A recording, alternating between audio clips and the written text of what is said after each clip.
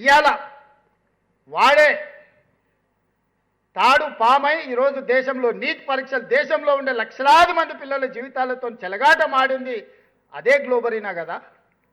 ఆ రోజే వాడిని 2 దెబ్బలేసి చెంచల్గూడలో చిప్పకూడు పెట్టించినట్టు ఇవాళ దేశంలో పిల్లల జీవితాలతో చెలగాట మాడుతుండేనా? ఎన్నడన్నా వాడిని శిక్షించాలని వాళ్ళు ఆలోచన చేసిండ్రా? ఎన్నడన్నా ఈ అభివృద్ధి కార్యక్రమాలను ముందుకు తీసుకెళ్లాలని ఎప్పుడైనా మేము అడిగినప్పుడు ఎప్పుడైనా మాట్లాడినరా? ఆ ఎల్లంతా మేము రోడ్లు ఎక్కినాం ఇవన్నీ చేయమని.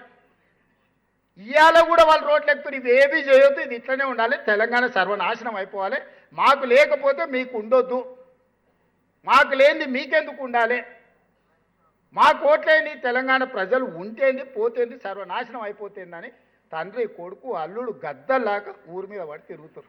పొద్దున ఒకడు, మధ్యాహ్నం ఒకడు, సాయంత్రం ఒకడు, రూపాలు ఒకడు, బైరూపులోడు ఇంకొకడు, శుక్రాచార్యుడు ఒకరైతే మారీచుడు ఇంకొకడు, సుభావుడు ఇంకొకడు, ఇట్లా తయారై పెద్ద రాక్షసులు పిల్ల రాక్షసులు అందరూ ఊరి మీద పడి లేస్తే బకాసురుడు పంట ఏంది ఉంది కదా తినడానికి, కుంభకర్ణుడు ఫామ్ హౌస్లు ఉంటే కుంభకర్ణుడు, బయటకు వస్తే బకాసురుడు కథలాగా ఉంది. ఎట్లా ఉద్యమంలో మా ఉమాక మొత్తం పోగొట్టుకోలే, ఎంత పెట్టింది, సర్వం పెట్టింది, ఆస్తి అంతా ఉన్నదంతా బిడ్డకి ఇవ్వకుంటే తెలంగాణ ఉద్యమంలో పెట్టింది.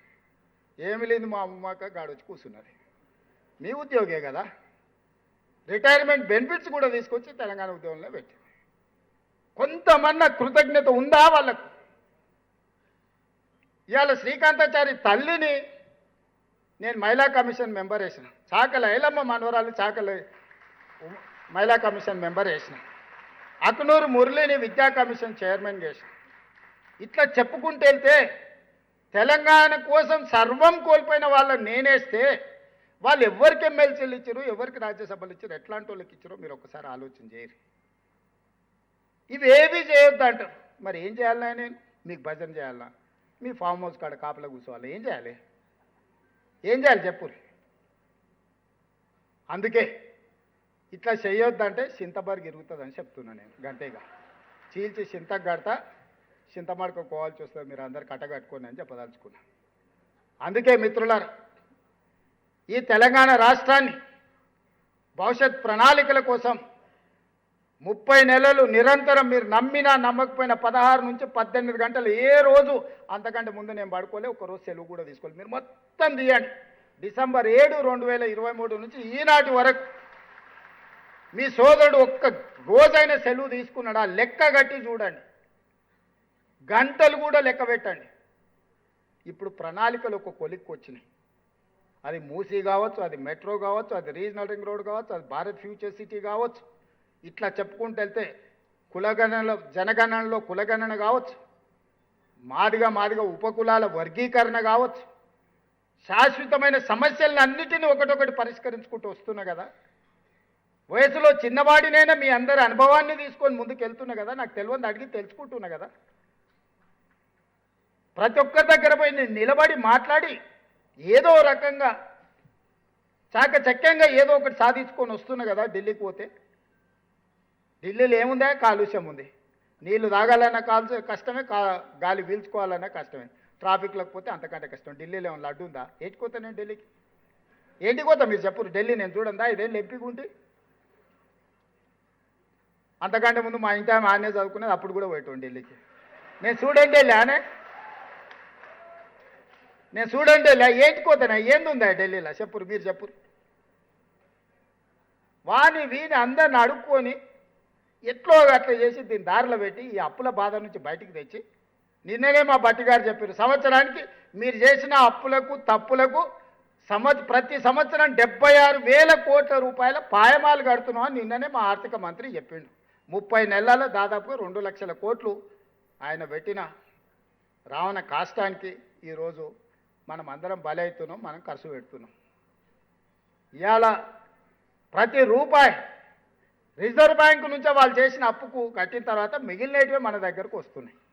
అందుకే మీకు ఏదైనా ఇవ్వాలన్నప్పుడు మాట చెప్తే తప్పొద్దు, మాట ఇస్తే చెయ్యాలనే దానికోసం ఒక్కటికి 4 సార్లు అంచనా వేసుకొని సవరించుకొని జాగ్రత్త చేసి ఎట్లా పొదుపు చేయాలా, ఎట్లా మీ సమస్య తీర్చాలా అనేదే తప్ప చెయ్యొద్దన్న ఆలోచన లేదు. మీకు చేయకుండా ఉంటే నేను ఏటికి తీసుకెళ్తా, నేనేం చేసుకుంటా మీరు చెప్పండి. నా జీవన విధానంలో ఏమైనా మార్పు వచ్చిందా? నా లైఫ్ స్టైల్ ఏమైనా చేంజ్ అయిందా? మీరు చూస్తున్నారు కదా, ఆనాటి నుంచి ఈనాటి వరకు జడ్పీటీసీ ఉన్నప్పటి నుంచి చూసింది కదా నన్ను. ఈరోజు ముఖ్యమంత్రి అయినా ఏ రోజన్నా నా నడకలో కానీ, నా నడతలో కానీ, నా వ్యవహార శైలిలో కానీ, నా జీవన విధానంలో కానీ ఏమైనా మార్పు వచ్చిందా? బాధ్యత మాత్రమే పెరుగుతూ వచ్చింది. 17 సంవత్సరాలల్లా జిల్లా పరిషత్ మెంబర్ నుంచి తెలంగాణ రాష్ట్ర ముఖ్యమంత్రి వరకు ఈ ప్రజలు నాకు అవకాశం ఇచ్చారు. అది గొప్ప బాధ్యత. నిద్రపోయినా కూడా నేను మర్చిపోను. ఆ బాధ్యతను గుర్తు చేసుకుంటే నిద్రపోతా, ఆ బాధ్యతను గుర్తు చేసుకుంటే నిద్ర లేస్తానే. అందుకే ఈరోజు మనం పని చేస్తున్నాం, కష్టపడుతున్నాం. సహకరించండి మిత్రులారా. రోజుకో గంట ఎక్స్ట్రా పని చేద్దాం, ఆదాయాన్ని పెంచుదాం. ఎక్కడెక్కడైతే అక్రమార్కులు ఉన్నారో వాళ్ళని నియంత్రిద్దాం. ఆనాడు వాళ్ళ హయంలో ఏ విధంగా అయితే అక్రమార్కులను పెంచి పోషించినరో ఈరోజు ఆ అక్రమార్కులను కట్టడి చేస్తే ఆదాయం పెరుగుద్ది. ఆ ఆదాయమే మీ జీత భత్యాలు కావచ్చు, మీ బీమా కావచ్చు, మీ ఆరోగ్య భద్రత కావచ్చు, మీ పిఆర్సీ కావచ్చు, ప్రజలకు అందించే సంక్షేమ పథకాలు కావచ్చు.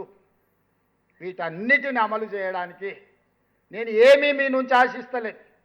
రోజుకొక గంట అదనంగా పనిచేయండి మిత్రులారా. మార్పు తీసుకొద్దాం ఈ దేశంలోనే. నేను చెప్పిన తెలంగాణ రైజింగ్ 2034కి తెలంగాణ రాష్ట్రాన్ని $1 ట్రిలియన్ ఎకానమీకి నేను తీసుకెళ్తా. అక్కడి నుంచి 2047 100 సంవత్సరాల స్వతంత్ర ఉత్సవాలు జరుపుకునేటప్పటికీ తెలంగాణ రాష్ట్రం $3 ట్రిలియన్ ఎకానమీకి వెళ్తుంది అనే ఒక భవిష్యత్ ప్రణాళికలని ఈరోజు మనం రచించుకొని ముందుకు వెళ్తున్నాం. ఇది ఆషామాషి ప్రణాళిక కాదు, ఇది భవిష్యత్తుకు దిక్సూచి. ఇవాళ దిశగా మనం అడుగులు వేస్తున్నాం, ఆ దిశగా పెట్టుబడులను ఆకర్షిస్తున్నాం, ఆ దిశగా ఇన్ఫ్రాస్ట్రక్చర్ క్రియేట్ చేస్తున్నాం, శాంతి భద్రతలను కాపాడు